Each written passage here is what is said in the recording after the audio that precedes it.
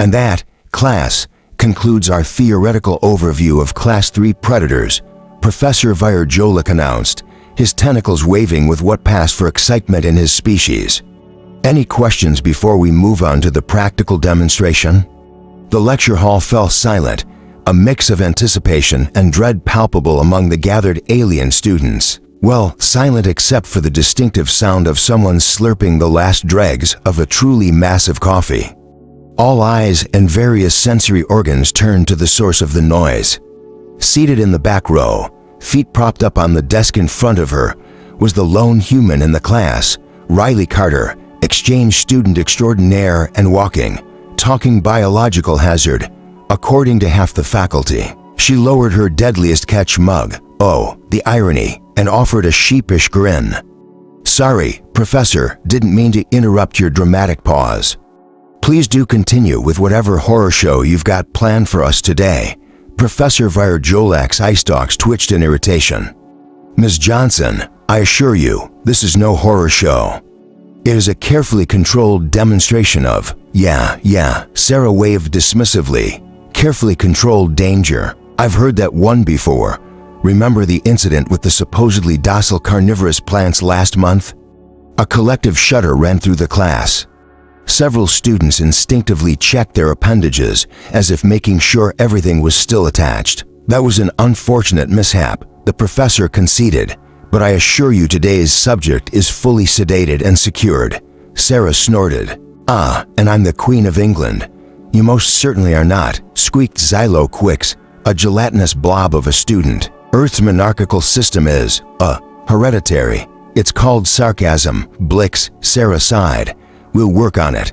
Professor Virjolik cleared his throat or whatever passed for a throat in his bizarre alien anatomy. If we're quite finished with the commentary, I'll proceed with bringing in our subject.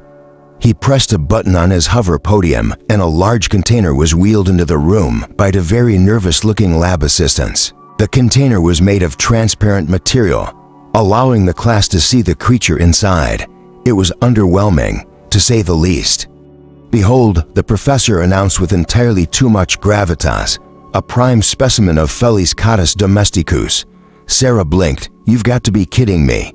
Inside the container, looking thoroughly annoyed at having its nap disturbed, was an ordinary house cat, orange tabby, to be precise. It yawned, showing off an impressive set of teeth that sent half the class cowering behind their desks.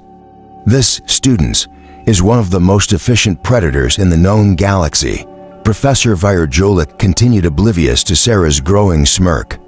Observe its razor-sharp claws, its powerful jaws, its keen senses, its cute little toe beans, Sarah added helpfully.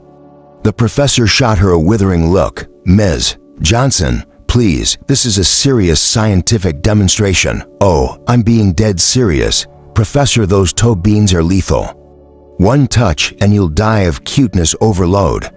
A ripple of nervous laughter went through the class, quickly silenced by a glare from the professor. Now, as I was saying, he continued, this creature is capable of taking down prey many times its size. Its hunting instincts are unparalleled and the cat chose that moment to start grooming itself, paying absolutely no attention to the terrified aliens surrounding it. Truly terrifying, Sarah deadpanned. I'm shaking in my boots. Professor Virjolik's color changed to a deeper shade of purple, a sign of frustration in his species. Perhaps a practical demonstration will illustrate my point more effectively. I will now attempt to handle the creature, showing you the proper technique for... Whoa. Sarah sat up straight, suddenly alert. You're going to do what now? Handle the creature, the professor repeated slowly, as if explaining to a particularly dim child. I assure you I am fully qualified and have studied Earth fauna extensively. Sarah raised an eyebrow. Oh, and how much of that studying involved actually touching a cat? The professor's silence was answer enough. Yeah, that's what I thought. Sarah sighed, standing up.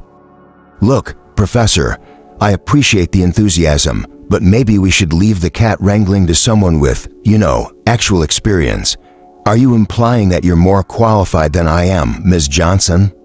The professor's tone could have frozen nitrogen. Sarah shrugged. Well, I did grow up with 3 cats, worked at an animal shelter for 2 summers, and I'm not, terrified of my own shadow, so yeah, I'd say I'm a bit more qualified in this particular area. The class watched this exchange like a tennis match, heads swiveling back and forth between the increasingly flustered professor and the maddeningly calm human. "This is preposterous," Professor Virjolik sputtered. "I will not have my authority undermined by a what?" Sarah's voice took on a dangerous edge. "A human, a deaf worlder?" "Go on, say it. We all know that's what you're thinking." The tension in the room ratcheted up several notches. Even the cat seemed to sense it, pausing mid-lick to observe the drama unfolding. "Very well," the professor said after a long moment. "If you're so confident in your abilities, Ms. Johnson, perhaps you'd like to demonstrate for the class?" Sarah grinned, a predatory gleam in her eye that made several students inch away from her. "Thought you'd never ask." Professor, she sauntered down to the front of the lecture hall, cracking her knuckles dramatically. The class held its collective breath as she approached the container. "Now, students," Sarah began, adopting a mockery of the professor's lecturing tone. "The first rule of handling a Felis catus domesticus, or, as we primitive humans call it, a kitty cat, is to remember one crucial fact." She paused for dramatic effect, her hand hovering over the container's release mechanism. "And what fact is that, Ms. Johnson?" Professor Virjolik asked, unable to hide his curiosity. Sarah's grin widened. "They can smell fear." With that, she hit the release button. The top of the container slid open and chaos erupted. The cat, apparently deciding it had had quite enough of being a scientific specimen, leaped from its confinement with a yowl that sent half the class diving for cover. Professor Virjolik let out a most undignified shriek and attempted to climb his hover podium. Sarah meanwhile stood her ground. "Here, kitty, kitty," she cooed, holding out her hand. The cat, in the way of cats everywhere, immediately lost all interest in freedom and instead trotted over to investigate this new person. It sniffed Sarah's outstretched fingers, then butted its head against her hand, demanding pets. "Oh, you're just a big softy, aren't you?" Sarah laughed, scratching behind the cat's ears. It responded with a purr that sounded like a small engine revving up. The class watched in stunned silence as Sarah scooped up the deadly predator and cradled it in her arms like a baby. The cat, for its part, seemed perfectly content with this arrangement. "Right?" Sarah addressed the class, her voice dripping with sarcasm. "As you can see, I am now locked in mortal combat with one of the galaxy's most fearsome beasts. One wrong move and, oh no, it's attacking."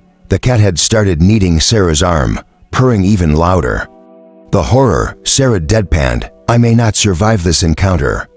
"Tell my story, brave xenobiology students. Tell them how I fell in battle against the mighty, what's this little guy's name anyway?" All eyes turned to Professor Virjolik, who was still clinging to his hover podium like a lifeline. He cleared his throat, attempting to regain some semblance of dignity. "The specimen is designated FEC 1138, he said stiffly. Sarah rolled her eyes. "Oh, for we're calling him Shadow." FEC 1138, honestly, no wonder he was grumpy. She turned her attention back to the cat, Shadow, who was now attempting to groom her hair. "Who's a good little apex predator?" "You are. Yes, you are." The absurdity of the situation finally broke through the class shock. Nervous giggles turned into full-blown laughter as they watched their terrifying human classmate baby talk a creature they'd been taught to fear. "Now," Sarah said, addressing the class again, "who wants to learn how to actually handle a cat?" Tentatively, a few brave souls raised their hands or equivalent appendages. "Excellent. Step right up. Don't be shy. Shadow here promises not to eat anyone, right, Fluffster?" The cat meowed in response, which sent another wave of nervous laughter through the room. Over the next hour, Sarah guided her fellow students through the basics of cat handling. There were a few close calls. Apparently, black sands taste delicious to cats. Who knew? But by the end, even the most timid students had managed to pet Shadow without fainting. As the class wound down, Sarah found herself surrounded by a group of awestruck aliens, all clamoring to ask questions. "How did you know it wouldn't attack?" Xylo Quicks asked. his gelatinous form quivering with excitement. Sarah shrugged. I didn't, not for sure, but cats are generally pretty chill if you don't freak them out. Plus, this little guy's obviously used to people, aren't you, Fluffles? Shadow, now sprawled across Sarah's lap, offered a lazy murmur in response. But the claws, another student, a meth inhaler breather named Tarn Velox, exclaimed, and those teeth. Surely they're designed for rending flesh. Well, yes, Sarah admitted. Cats are predators. They hunt, they kill things. But they're also domesticated. Humans have been living with them for thousands of years. They're not out to get us. Fascinating, Xylo Quix burbled. And you say humans keep these creatures in their dwellings voluntarily? Sarah nodded. Yep, they're pets, companions. Some people treat them like family. This revelation sent a wave of excited murmuring through the group. The idea of willingly cohabitating with a predator was mind-boggling to most of them. But why? Tarn Velox asked, his breathing apparatus hissing with curiosity. What purpose do they serve? And Sarah thought for a moment, absently stroking Shadow's fur. Well, originally we kept them around to hunt pests, mice, rats, that kind of thing. Now, they're just nice to have around. They're soft, they purr, they do silly things that make us laugh. Sometimes they're aloof, sometimes they're cuddly. They've got personalities, you know. The aliens exchanged bewildered looks. The concept of keeping a potentially dangerous creature around simply because it was nice was utterly foreign to them.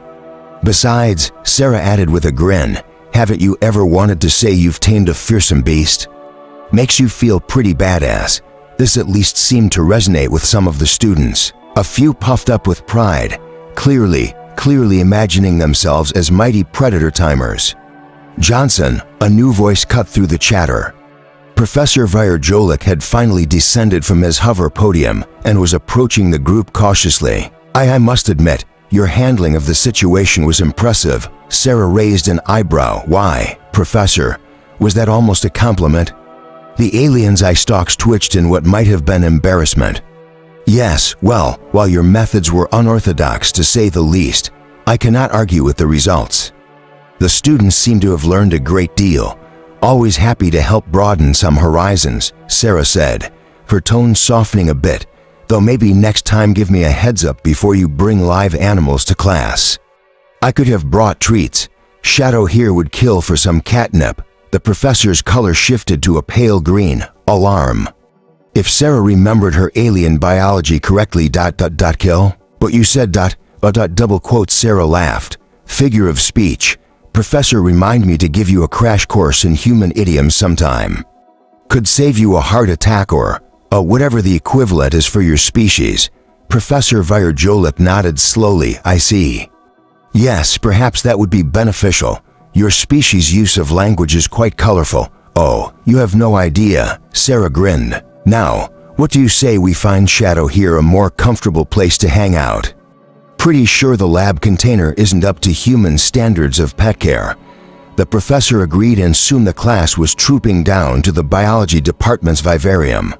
Sarah led the way, still cradling Shadow, who had fallen asleep in her arms. As they walked, Sarah found herself bombarded with more questions from her classmates. Is it true that Earth felines can survive falls from great heights? Asked T6, a bee insectoid being with a particular interest in physics. Yep, Sarah nodded. They've got this crazy ability to right themselves in midair. Plus their bodies are basically built to absorb impact. There's stories of cats falling from skyscrapers and walking away with barely a scratch. This elicited a chorus of impressed clicks and whistles from the aliens. And they possess some form of mind control, do they not? This from Dreen Vax, a telepathic species that was always suspicious of other beings' mental capabilities. Sarah almost tripped over her own feet. Wait, what? Mind control? Where'd you hear that? Dreen Vax's antennae twitched nervously. Is it not true? We had heard that felines can bend humans to their will, forcing them to provide food and shelter. For a moment, Sarah just stared, then she burst out laughing, startling Shadow awake. Oh man, that's amazing. No, Dreen Vax, cats don't have mind control. They're just really good at looking cute and pitiful when they want something. And yeah, it works on us more often than we'd like to admit. I do not understand, Dreamvac said, clearly confused. If they do not control your mind, why do you give in to their demands? Sarah shrugged, which was quite a feat while holding a cat. Because they're adorable and we're suckers. Look at this face. She held Shadow up, and the cat blinked sleepily at the assembled aliens. You try saying no to that. The aliens leaned in, studying Shadow's face intently. A few of them made noises that Sarah interpreted as awe, though it was hard to tell with some species. Fascinating, Professor Virjolik murmured, his scientific curiosity apparently overcoming his fear. The creature does seem to possess some quality that engenders a nurturing response, even in species not closely related to it. It's called being cute, Professor, Sarah said. Works across the galaxy apparently. As they entered the vivarium, Sarah looked around critically. Okay, we're going to need to make some adjustments here. Shadow's going to need a litter box, some toys, a scratching post, oh, and somewhere high up to perch. Cats love to be up high. The professor blinked all four of his eyes. Ms. Johnson, this is a scientific research facility, not a pet store. Sarah finished for him. Yeah, I get that. But if you're going to keep Shadow here for study, you need to make sure he's comfortable. Happy cat, better research results. Trust me on this. To her surprise, the professor didn't argue. Instead, he turned to the class. Well, you heard Ms. Johnson. It seems we have a new project, creating a suitable habitat for our guest. The next few hours were a flurry of activity as the class worked together to create a cat paradise in the corner of the vivarium. Sarah directed operations like a seasoned general, delegating tasks and offering guidance. No, Tarn Velox, the litter box doesn't go next to the food bowl. Would you want your toilet next to your dining table? Xylo Quick's buddy, I appreciate the enthusiasm, but maybe let someone with, solid arms handle the scratching post assembly. Zix, that's not actually what. That's a pretty awesome cat toy you've engineered there. Shadow's going to love it. Throughout it all, Shadow supervised from Sarah's arms, occasionally offering a meow of approval or a disdainful flick of the tail. As the makeshift cat habitat neared completion, Sarah noticed Professor Virjolik hovering nearby, his eye stalks twitching with what she'd come to recognize as curiosity. Something on your mind, Professor? She asked. The alien scientist startled slightly. Ms. Johnson, I was merely observing. Your expertise in this area is quite remarkable. Sarah shrugged. It's not expertise really, just experience. When you grow up with cats, you learn this stuff by osmosis. Osmosis? The professor's color shifted to a confused yellow. I was not aware that felines had the ability to transfer knowledge through semi-permeable membranes. Sarah bit back a laugh. No, it's just an expression. It means you pick things up without really trying just by being around them. I see, Professor Virjolik said, though his tone suggested he didn't really. Humans do seem to have a remarkable affinity for these creatures. I must admit, I find it puzzling, and Sarah considered this for a moment, absently scratching Shadow behind the ears. I guess it would seem weird from an outside perspective, but, humans have a long history of bonding with other species. Dogs, horses, cats, even some animals you'd think would be way too dangerous. The professor's eye stalks perked up with interest. Oh, such as? Well, there are people who keep big cats as pets. Lions, tigers, that sort of thing. It's not really a good idea, mind you, but it happens. Then you've got folks who work with elephants or train bears for movies. Heck, there's a guy back on Earth who swims with great white sharks for fun. The alien scientist looked like he was about to faint. But why? Surely the risk outweighs any potential benefit. Sarah shrugged again. For some humans, that's kind of the point. The risk, the challenge of it. Taming the untamable, But for most of us, it's simpler than that. We just like animals. They're interesting, they're often cute, and there's something really special about forming a bond with a creature that's so different from you. Professor Zixnax was quiet for a long moment, his eye stalk swiveling between Sarah, Shadow, and the rest of the class, who were putting the finishing touches on the cat habitat. "I believe," he said slowly, "that I may have underestimated your species, Ms. Johnson."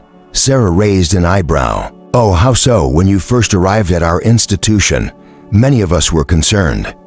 Your planet's classification as a death world carries certain connotations.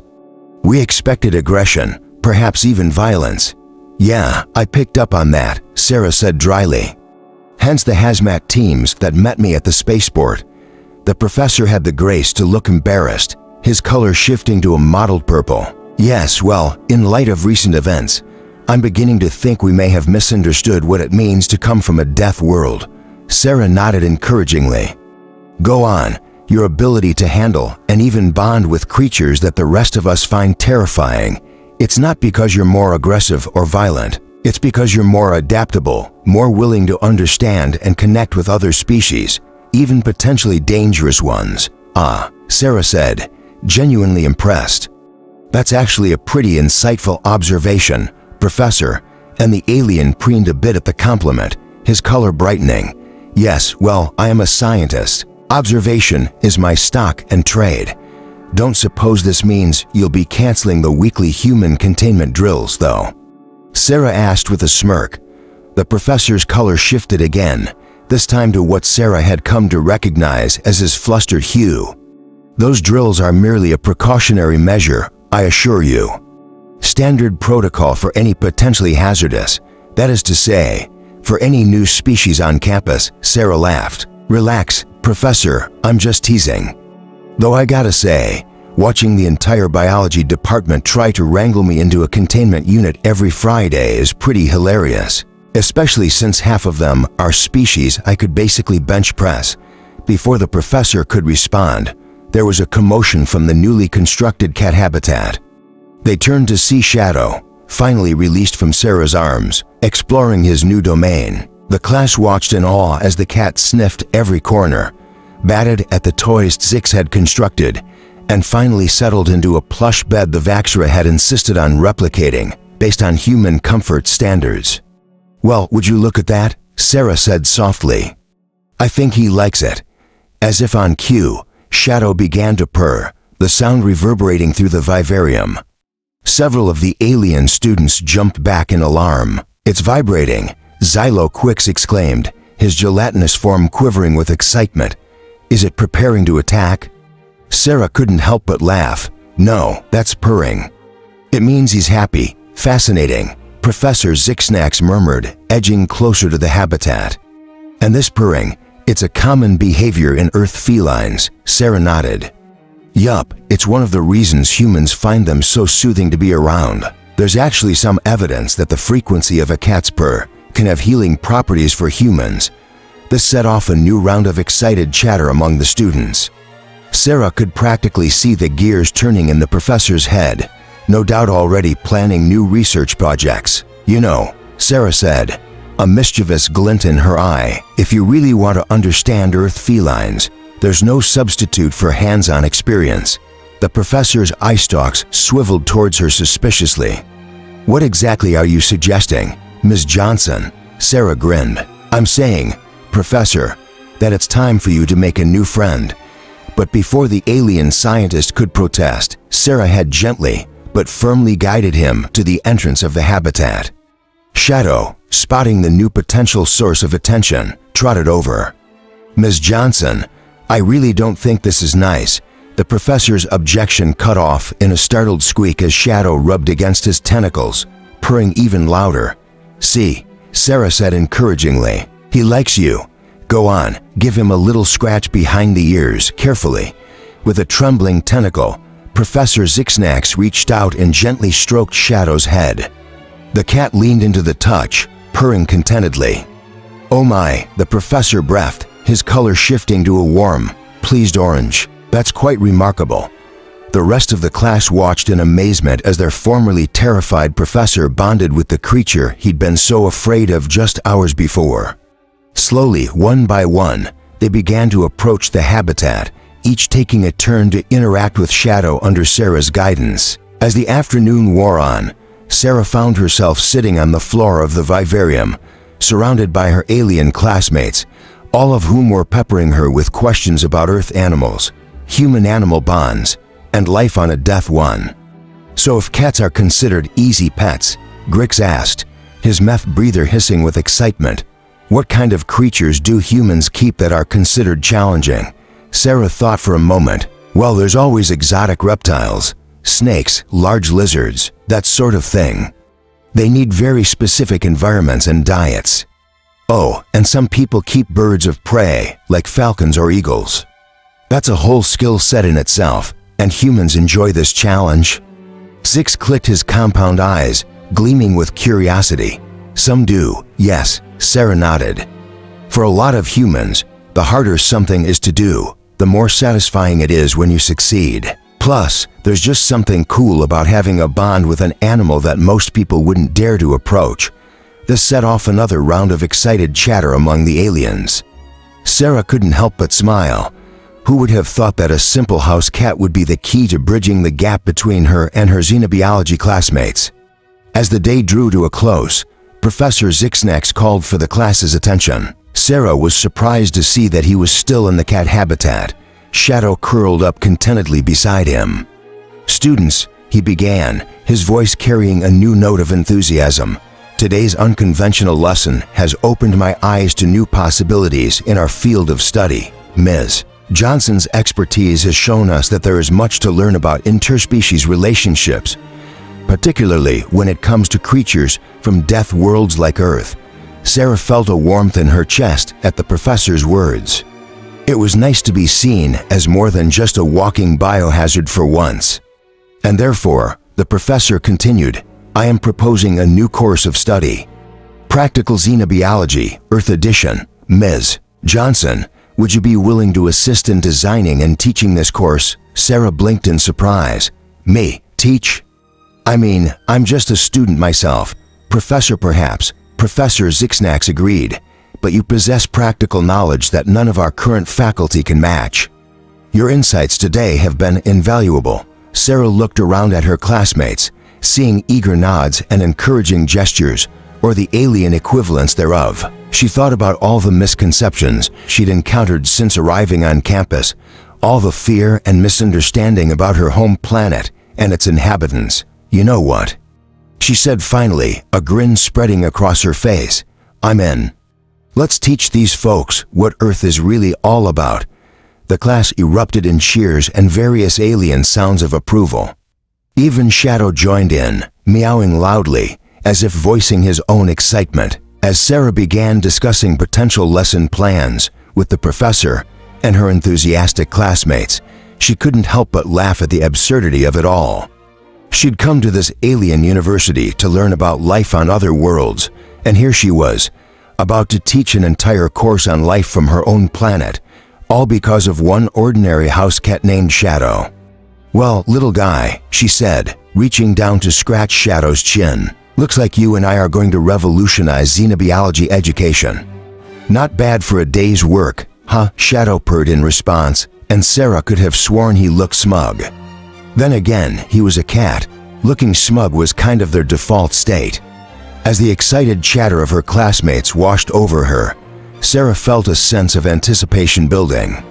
Sure, she missed Earth sometimes, but right now, there was nowhere else in the galaxy she'd rather be. After all, she had a class to prepare for, and something told her that Xenobiology 101, Intro to Earth's Apex Predators, was going to be the talk of the campus. Let the other human exchange students stick to boring old physics and chemistry. Sarah Johnson was about to make xenobiology the hottest course in the universe, and it all started with a cat. As the excitement of the impromptu lesson died down, and the other students filed out of the vivarium, chattering animatedly about the day's events, Sarah found herself alone with Professor Zixnax and Shadow. The cat had made himself comfortable on a cushion in his new habitat, looking for all the world like he owned the place. "So," Sarah said, breaking the comfortable silence, "I guess we should probably talk about the logistics of this new course, huh?" Professor Zixnax's eye stalks bobbed in agreement. "Indeed, Ms. Johnson, there is much to consider. Curriculum design, safety protocols, resource allocation. Yeah, about that, Sarah interrupted, a thought suddenly occurring to her. We're going to need more animals, aren't we? I mean, Shadow's great and all, but he's just one species. If we're going to give a comprehensive overview of Earth's fauna, we'll need a bit more variety. The professor's color shifted to a thoughtful blue. You raise an excellent point. Our xenobiology department does have connections with various intergalactic zoos and conservation programs. Perhaps we could arrange some loans. Sarah winced. Maybe we should start a bit smaller. I'm not sure the campus is ready for a lion or an elephant just yet. Quite right, the professor agreed, looking slightly relieved. What would you suggest? Sarah thought for a moment. Well, we could start with some other common Earth pets. Dogs, obviously. They're probably even more important than cats when it comes to human-animal bonds. Maybe some small reptiles like bearded dragons or geckos. Oh, and definitely some rodents. Hamsters, gerbils, that kind of thing. As she spoke, Sarah could see the professor's eye stalks twitching with increasing alarm. Ms. Johnson, he said carefully, are you suggesting we fill our laboratory with a menagerie of Earth's most dangerous wildlife? Sarah couldn't help but laugh. Professor, trust me, none of the animals I just listed are dangerous. Well, unless you're a cricket, I guess. Bearded dragons love their crickets. The professor's color cycled through several shades of confusion. But they're from Earth. Surely they must be lethal in some way. Nope, Sarah said, popping the P for emphasis. Most animals on Earth are pretty harmless, especially the ones we keep as pets. Heck, humans are probably more dangerous than 90% of Earth's species. This revelation seemed to stun the professor into silence. Sarah could almost see the gears turning in his alien brain, reevaluating everything he thought he knew about Earth and its inhabitants. Tell you what, Sarah said, taking pity on the overwhelmed alien. Why don't I put together a proposal? I'll list out some species I think would be good for the course, along with care requirements, safety considerations, and potential learning outcomes. That way, you and the department can review it, and we can figure out what's feasible. Professor Zixnax's eye stalks perked up. Yes, excellent idea, Ms. Johnson. Very, very professional approach, Sarah grinned. Hey, I may be the crazy death worlder who cuddles with predators, but I do know how to work within a system. How do you think I got into this exchange program in the first place? The professor's color shifted to what Sarah had come to recognize as his impressed hue. Indeed, I look forward to seeing your proposal. And Ms. Johnson, yeah, Professor and asterisk off. Thank you for today's lesson and for broadening our perspectives. Sarah felt a warm glow of pride. Happy to help, Professor. It's kind of why I came here, you know? To learn about other species, sure, but also to help others understand humans better. As if on cue, Shadow chose that moment to wake up from his nap. He stretched luxuriously, then sauntered over to the edge of his enclosure, meowing demandingly. And what do you want, Your Highness? Sarah asked, reaching out to scratch his chin. The cat purred, then looked pointedly at Professor Zixnax. I think, Sarah said with a smirk, Shadow here is wondering if his new friend is going to pet him again. The professor startled. Friend, surely you don't mean but Dotto. I definitely do, Sarah laughed. Congrats, Professor, you've been adopted by a cat, and might want to stock up on lint rollers. I have a feeling you're going to be covered in orange fur pretty often from now on. With obvious trepidation, but also a hint of excitement, Professor Zixnax extended a tentacle towards Shadow. The cat immediately began rubbing against it, purring even louder than before. Remarkable, the professor murmured. Truly remarkable. As Sarah watched the unlikely pair bonding, an idea began to form in her mind. Hey, Professor, she said slowly, what would you say to making Shadow here the official mascot of our new course? The professor considered this for a moment, his free tentacles waving thoughtfully. A living embodiment of the course's objectives, serving as both subject and teaching aid. Yes, I believe that could work quite well. Great, Sarah beamed. I'll add it to the proposal. Now, if you'll excuse me, I've got some work to do. Got to start planning how to introduce the galaxy to the wonders of Earth's animal kingdom. As she gathered her things and headed for the door, Sarah paused for one last look back. Professor Zixnax was still petting Shadow, his eye stalks fixed on the cat with a mixture of scientific curiosity and something that looked suspiciously like affection. "You know," Sarah called out, unable to resist one last quip, "there's an old Earth saying, dogs have owners, cats have staff. Looks like you just got hired." The confused look on the professor's face, combined with Shadow's smug expression, sent Sarah into a fit of giggles as she left the vivarium. Oh yeah, this course was going to be fun. Over the next few weeks, Sarah threw herself into preparation for the new course. Her dorm room became a chaotic mess of datapads, holographic displays, and hastily scribbled notes, much to the alarm of her Zigablaxian roommate, who was convinced the scattered papers were some form of deadly Earth spore. She spent hours in the university's xenobiology archives, comparing Earth ecosystems to those of other planets. She pored over the curriculum of a dozen different xenobiology courses, trying to figure out how to structure her own. She even started a video call study group with some of her former classmates back on Earth, picking their brains for interesting animal facts and behaviors that might surprise her alien students. But Sarah's favorite part of the preparation was her daily visits to Shadow. The cat had become something of a celebrity on campus, with students from all departments finding excuses to stop by the vivarium for a peek at the famous Earth predator. Much to Sarah's amusement, Professor Zixnax had taken to spending his lunch breaks with Shadow, alternating between taking meticulous notes on the cat's behavior and engaging in what could only be described as baby talk, though the universal translator struggled mightily with that particular form of communication. It was during one of these visits that Sarah had a breakthrough. She'd been watching Shadow chase a laser pointer operated by a thoroughly entertained Blickstorp when it hit her. The key to teaching aliens about Earth animals wasn't to focus on their physical characteristics or biological functions. It was to show how they interacted with their environment and with humans. Excited by this revelation, Sarah burst into Professor Zixnax's office the next day, her arms full of notes and holographic projectors. "Professor," she exclaimed, barely noticing as she sent a stack of alien Petri dishes clattering to the floor. "I figured it out," and the professor, who had been in the middle of examining some sort of pulsating fungus, jumped at her entrance. "Ms. Johnson, that is, what exactly have you figured out?" Sarah began setting up her holographic projectors, her words tumbling out in a rush of excitement. "The course structure. See, we've been thinking about it all wrong. We can't just present Earth animals as isolated specimens to be studied.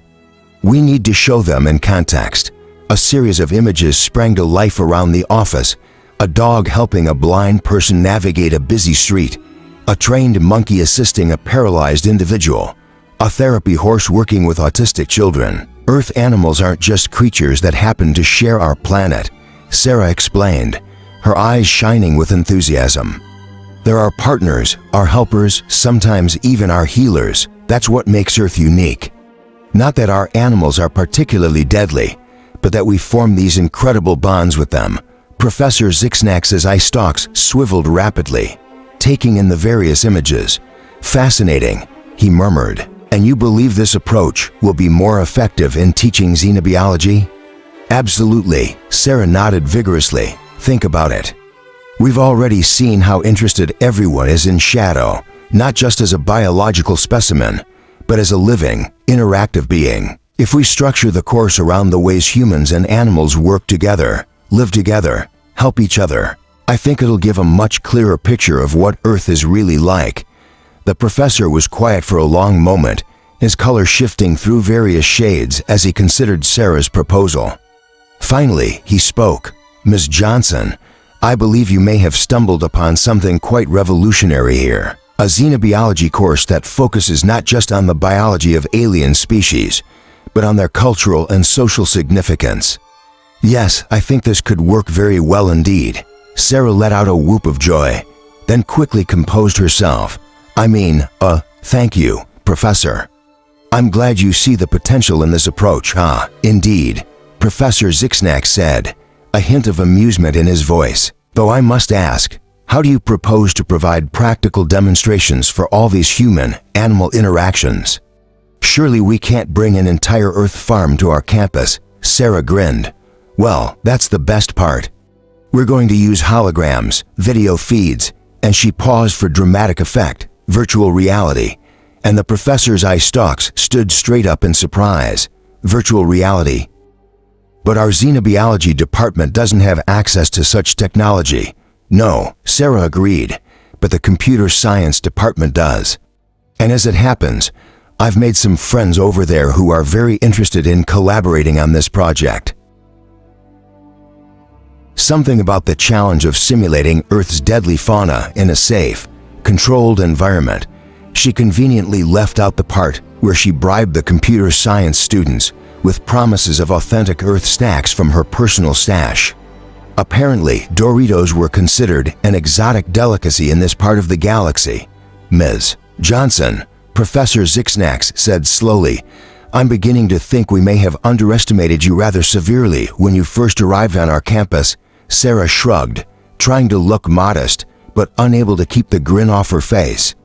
What can I say, Professor? Humans are full of surprises. Now, want to help me figure out how to fit a virtual reality elephant into your office?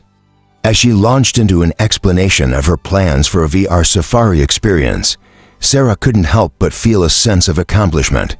She'd come to this alien university hoping to learn about life on other worlds, and she was certainly doing that. But she was also teaching, bridging gaps, breaking dot exceptions. One fluffy orange cat had opened the door. Now, armed with holograms, virtual reality, and an endless supply of animal facts, Sarah was ready to show the galaxy what Earth and humanity was really all about. Somewhere in the vivarium, Shadow purred contentedly, blissfully unaware of his role as an intergalactic ambassador. But then again, that's cats for you, changing the universe one nap at a time.